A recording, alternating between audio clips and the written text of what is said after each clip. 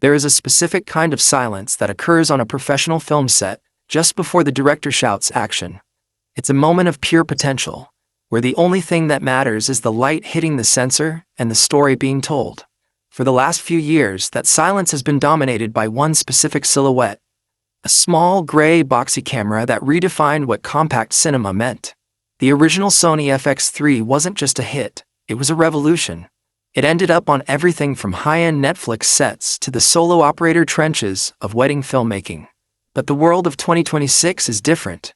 The resolution wars have evolved into the AI wars, and the standards for pro imagery have shifted. We've been waiting, watching the rumors, and holding our breath for the successor. Today the wait is over. This is the Sony FX3 II, and if you think this is just a minor refresh, you haven't been paying attention to how fast the industry is moving. This isn't just a camera, it's a direct challenge to the very definition of a cinema line workstation. If you're a filmmaker in America today, you know the struggle. You need the dynamic range of an Arri, the autofocus of a Sony, and the portability of a mirrorless body. For a long time, the FX3 was the closest we got to that perfect machine.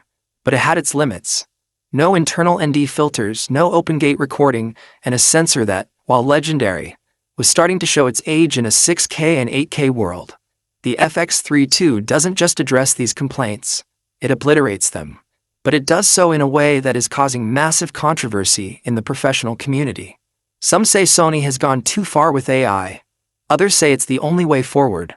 By the end of this video, you will see why the FX3 II is the most important camera of the decade, and why your current gear might have just become obsolete. Let's talk about the heart of the beast, the sensor. For years, we've been told that pixels don't matter in cinema. But in 2026, data is king. The FX3 II introduces a brand new 16.2 megapixel partially stacked CMOS sensor. Now, don't let that number fool you. This isn't about chasing resolution for the sake of a spec sheet. This is about the global readout speed. While it's not a full global shutter like the high-end Venice, the readout speed on this sensor is so fast that rolling shutter is effectively non-existent. You can whip pan, you can shoot from a moving car, you can track a high-speed drone, and the vertical lines will stay as straight as a laser. But the real magic of this 16MP sensor is the light.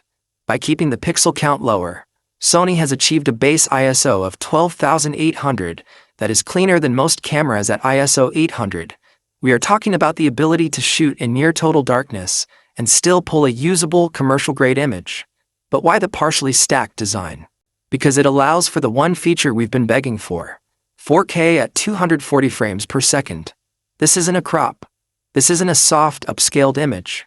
This is a full-frame, 10-bit 4:2:2 readout that allows you to slow down time to a degree that was previously reserved for cameras costing $50,000. For the high-end commercial shooters in New York and LA, this changes the game for liquid photography, sports, and fashion. It turns the FX3 II from a B-cam into a specialized weapon. However, the hardware is only half the story. The real soul of the FX3 II is the AI Processing Unit 2.0. This isn't just autofocus,